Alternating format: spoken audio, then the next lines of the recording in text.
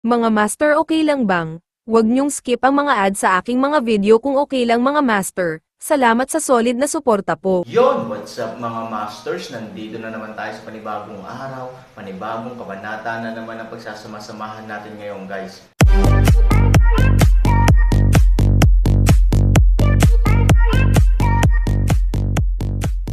Bali mga masters, kung bago ka pa lang po sa aking YouTube channel, please click the subscribe button, lalong-lalo na po yung notification bell guys, para maging connected pa rin tayo sa isa't isa at maging updated kayo sa mga susunod ko pang video. Bali mga masters, bago natin umpisahan ng kwento ay mag-shoutout po muna tayo para sa mga solid nating tagapakinig. Shoutout kay Roel Bulalake at shoutout kay Jay Dagohoy. Yun na nga mga masters, no? Bali hindi na ito patagalin. In 3, 2, 1, let's go! Ngumiti ng mahina si Han Sanchen at tumayo. Tumango ulit ang entourage kay Liang Quan at naglakad papunta sa Han Sanchen. Kuya, hampasin mo ako ng buong lakas, huwag kang maawa dahil sa relasyon natin ngayon, kung hindi, kung mahina ka, natatakot ako na hindi ka na magkakaroon ng pagkakataon na makita ang tunay na anyo ng isang diskarte sa antas ng Diyos. Tumango si Liang Quan, dahil sinabi ng kabilang partido, hindi na kailangang magpigil. Pagkaraang matanggap ang tango ni Liang Quan, yumuko ang entourage, then I'll forgive you for being rude. Nang matapos siyang magsalita, ginamit ng tagasunod ang kanyang tunay na lakas at dumiretso sa Han Sanchen sa susunod na segundo. Marahan na ngumiti si Han Sanchen, bagaman ang bilis na ito ay tila napakabilis, ito ay masyadong mabagal para sa akin. Alam ko ang iyong lakas, kaya't bibigyan kita ng isang kamay at isang paa, at sa parehong oras, ikaw ay matatalo sa parehong tatlong galaw. Pagharap sa pag-atake ng entourage, ibinaling lamang ni Han Sanchen ang kanyang kamay, at ang isang alon ng demonyong enerhiya ay agad na tumigas sa kanyang kamay, at direkta niyang tinamaan ang entourage. Mahirap na koneksyon. Bumilis na ang entourage, at halatang si Han Sanchen ang natalo dahil sa sobrang hard-on approach. Hindi napigilan ni Liang Quan na sumimangot, matapang ang mga tinatawag na skilled people, baka may kakaibang kakayahan talaga ang binatang kaharap niya. Boom! Diretsyong nagbanggaan ang dalawang panig. Ang kapangyarihan sa kamay ng tagasunod ay walang hanggan, at mayroon itong acceleration at first mover advantages. Sa makatuwid, ang tagasunod ay mukhang mas mabangis.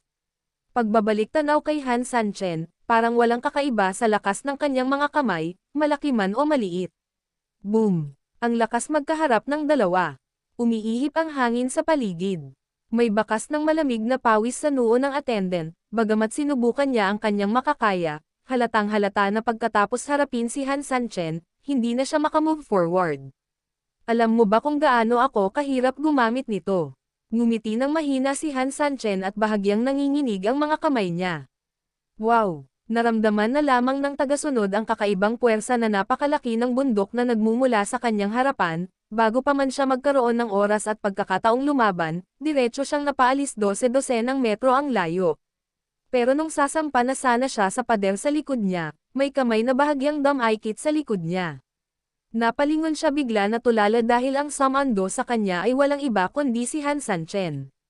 Paano ito posible? Halatang ilang metro ang harapan niya nang atakihin siya nito kanina lang, bakit bigla na naman siyang sumulpot sa likod niya?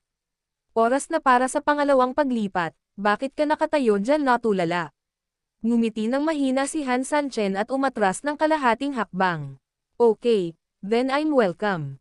Galit na sigaw ng tagasunod, nakipagkamay, at gumamit ng malakas na puwersa para salakayin muli si Han Sanchen. Bagamat pareho ang paraan ng pag-atake, iba ang anggulo ng pag-atake. Parang ang lakas ng isang suntok, ngunit sa katunayan ito ay anino ng 100 suntok. Medyo makapangyarihan, pero sa akin, wala lang. Si Han Sanchen ay nag-swipe sa hangin gamit ang isang kamay, sa isang iglap, umihip ang malakas na hangin sa paligid niya at mabilis na lumipad patungo sa kamay ni Han Sanchen. Ang mabilis na umiikot na hangin ay parang pader ng hangin, biglang, ang anino ng talunang kamao ay tumama sa pader ng hangin mula sa iba't ibang anggulo at tuluyang nawala. Ang huling galaw, ngumiti ng mahina si Han Sanchen. Walang gaanong sinabi ang entourage, at ang kanyang figure ay biglang nagbago sa hindi mabilang na itim na anino na umatake sa Han Sanchen mula sa lahat ng anggulo. Although I can definitely tell which one is your phantom and which one is your real body, I don't intend to do so dahil ang hirap gawin ay masyadong mababa at walang kabuluhan, kailangan kong lutisin ito ng husto. Pagkarinig nito ay nabigla si Liang Quan.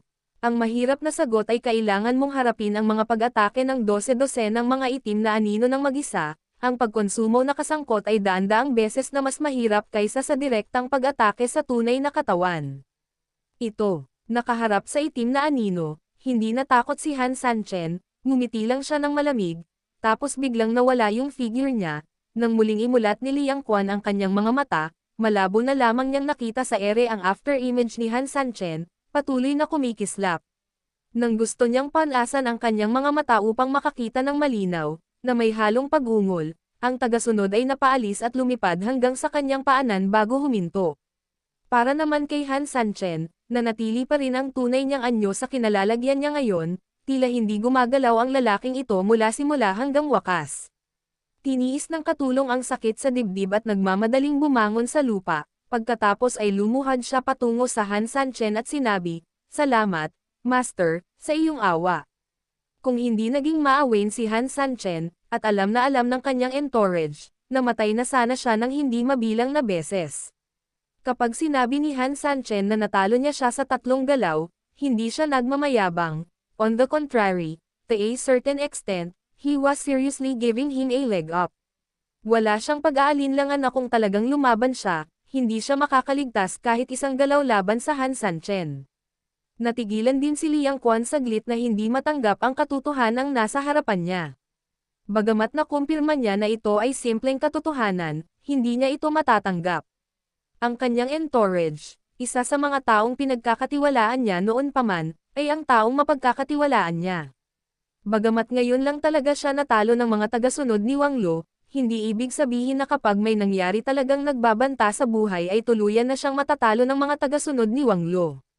Sa madaling salita, ang kompetisyon sa pagitan niya at ng entourage ni Wang Lo ay masasabing mababa lamang sa mga kasanayan, ngunit hindi ito nangangahulugan na magkakaroon ng anumang uri ng mapaminsalang pagkatalo. Sa makatuwid, kapag ang lahat ay nakikipaglaban para sa kanilang buhay, ang entourage ay maaari pa ring harangan ang kutsilyo para sa kanya at protektahan ang kanyang kaligtasan. Pero iba na ngayon kay Han Sanchen, bagamat natalo siya sa 3 galaw, maaari talaga siyang talunin sa isang galaw.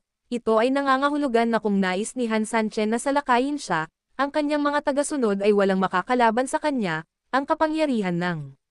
Kung kaaway si Han Sanchen, madali niyang kitilin ang kanyang buhay anumang oras. Siya ay nasa negosyo sa loob ng maraming taon at naglakbay sa hindi mabilang na mga lugar, ngunit walang sandaling tulad ngayon na ang kanyang ulo ay nakabitin sa mga kamay ng ibang tao sa lahat ng oras. Kuya So, at such a young age, he is so powerful. I was blinded by it before, but now I really admire him. Napabuntong hininga si Liang Quan, na hindi lamang ang tunay na iniisip sa kanyang puso, kundi isang malambot na tono sa Han Sanchen. Hindi niya kayang masaktan o masaktan ang gayong tao. Masyadong magalang si Kuya Liang, mga pas ang may 3 paa lang, ngumiti ng mahina si Han Sanchen.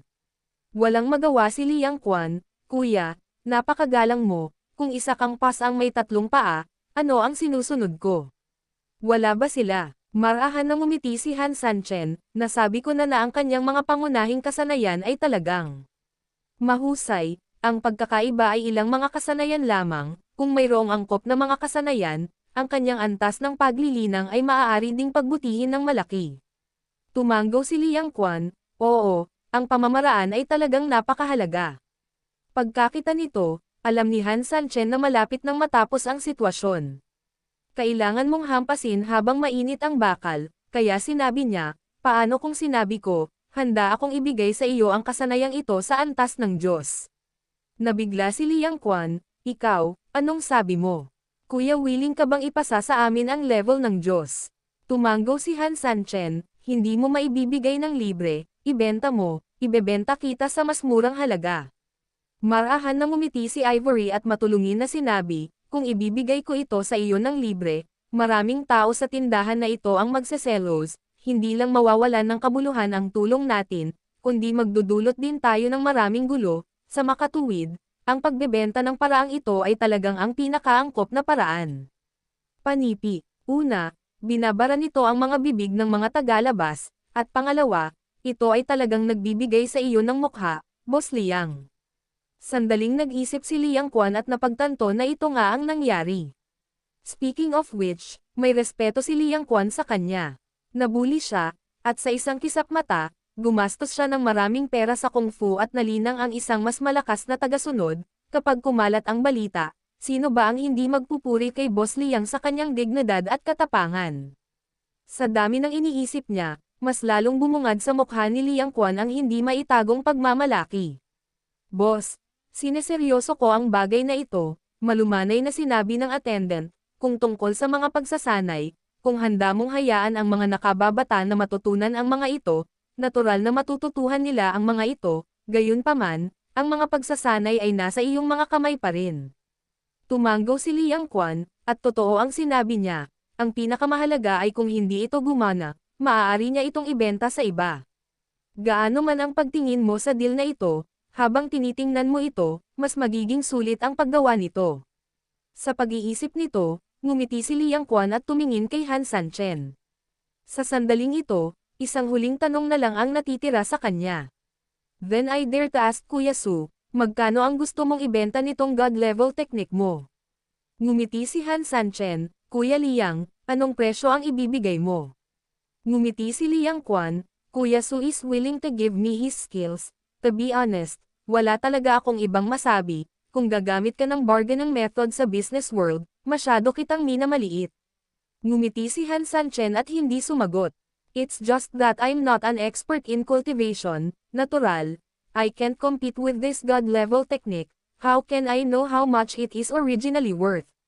Bahagyang kumunat ang noo ni Han Sanchen, na may kakayahan sa antas ng Diyos, maaari mo itong gamitin upang magtatag ng isang sekta, o maaari mo itong gamitin para mag-recruit ng mga disipulo o bodyguard. Ang ibig sabihin nito ay maaari kang makatipid ng pera para sa susunod na 100 taon, o kahit na mas mahabang bayad sa entourage, at iba pa pagkatapos kalkulahin ito tulad nito, maaari ka bang magkaroon ng maaasahang presyo? Naisip ito ni Liang Quan at nalaman niyang hindi malaking problema ang mga salita ni Han Sanchen. Sa totoo lang, iniisip ni Liang na ang isang aklat ng kasanayan sa antas ng Diyos ay isang hindi mabibaylang kayamanan. Sisingilan ko ang isang karaniwang mataas na presyo. Maaaring hindi ko kayanin ang gastos sa aking sarili, ngunit maaari kong ialok ito. Ito ay isang presyo na aking kayang bayaran, ngunit natatakot ako na baka isipin ni Kuya Su na sinadya kong ibabawas ito. Kaya, Kuya Su, mangyaring gumawa ng isang presyo, ako, Mr. Liang, ay hindi kailanman sasalungat sa alok, ano sa tingin mo? Sabi ni Han Sanchen, paano ito?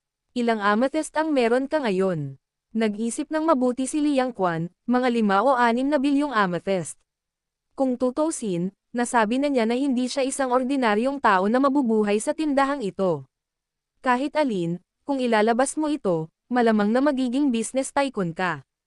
Gayunpaman, ang mga tao ay hindi may iwasang magkaroon ng makasariling motibo, at mayroon din siyang maraming kontrol sa mga industriyang ito, tiyak na kailangan niyang mag-operate ng mga industriyang ito, at tiyak na kailangan niyang mag-operate ng mga industriyang ito, pera ng pribado. Pagkatapos ng lahat, kung may nagtanong sa tanong na ito, malamang na gusto nila ang lahat ng sapat na pondo na mayroon siya. Well, let's do this. I'll take 100 million, what do you think? Natigilan si Liang Quan at hindi nag-react ng ilang saglit. Alam ni Han Sanchen na malamang nalito si Liang Quan sa mababang presyo at saglit na hindi alam ang gagawin. Gayunpaman, kapag ang dula ay umabot sa puntong ito, dapat niyang ipagpatuloy ang paglalaro sa kanya. Kuya Liang, ayaw mo ba? Biglang natauhan si Liang Quan na nagising at mabilis na nagsalita, hindi, mali ang pagkakaintindi ni Kuya Su, si Liang lang, nabigla lang sa presyong hinihingi ni Kuya Su, ikaw, 100 million lang ang gusto mo. Han Sanchen smiled, actually, it's theoretically right for me to ask you to ask for more than 1 billion, however, I said that my gift to you is true, and the transaction is false, just mean it, how about it? Ngumiti si Han Sanchen. Pagkarinig nito, Tuwang-tuwa at gamaan ang loob ni Liang Quan. Agad niyang iniyuko ang kanyang katawan at sinenyasan ang kanyang mga tagasunod na ipakita ang kanilang saloobin. Ang entourage ay karapat-dapat na maging isang taong sumunod kay Liang Quan sa mahabang panahon, at agad siyang lumuhad sa lupa. I would like to thank Brother Su for his generosity, hindi malilimutan ng aking Panginoon at lingkod ang kabutihan ni Kuya So. Marahan na ngumiti si Han Sanchen, ay nalalayan ng isang kamay si Liang Quan, at direktang itinaas ng isang kamay ang mga tuhod ng tagasunod. Dahil magkaibigan tayo, bakit tayo magalang? Nakangiting sabi ni Han Sanchen. Tumayo ang dalawa, bagamat medyo kalmado ang kanilang mga mukha, ang kanilang mga puso ay mas magulo kaysa sa iba. Master, syempre, hindi na kailangang sabihin pa, ito ang pundasyon para sa kinabukasan ng kanyang pamilya Liang, ang pagtitiwala para sa hinaharap. At hindi tanga ang sumusunod, alam niya na kapag na-master na ng kanyang amo ang ganitong mga kasanayan, siguradong siya ang unang makakain ng alimango. May isip mo kung anong karangalan para sa kanya na magkaroon ng pagkakataong makipag-ugnayan sa mga kasanayan sa antas ng Diyos sa buhay na ito. Sa totoo lang, ang espasyo ngayon ay limitado, kaya hindi ako nagkaroon ng oras upang ipakita ang marami sa aking mga kasanayan. Marahan na ngumiti si Han Sanchen, kung hindi, sa tingin ko ang hanay ng mga kasanayang ito ay mas mabigla sa iyo. Nakita nilang dalawa ang kapangyarihan ni Han Sanchen, at natural na naniniwala sa susunod na mga salita ni Han Sanchen. Walang sinabi ang dalawa, tumanggo lang ng marahan. Tapos na magsalita si Han Sanchen at tumigil na siya sa pagsasalita, biglang may naalala si Liang Quan. Yun na nga mga masters, no? Bali panibagong kabanata na naman yung natapos natin ngayong gabi. Muli, maraming salamat po talaga sa walang sawang suporta po sa aking YouTube channel na talagang inaabangan nyo po ang bawat upload ko po. Bali mga masters, magkita-kita ulit po tayo bukas ng gabi at ngayon po ay magpapaalam po muna tayo. Bali mga masters, bye-bye!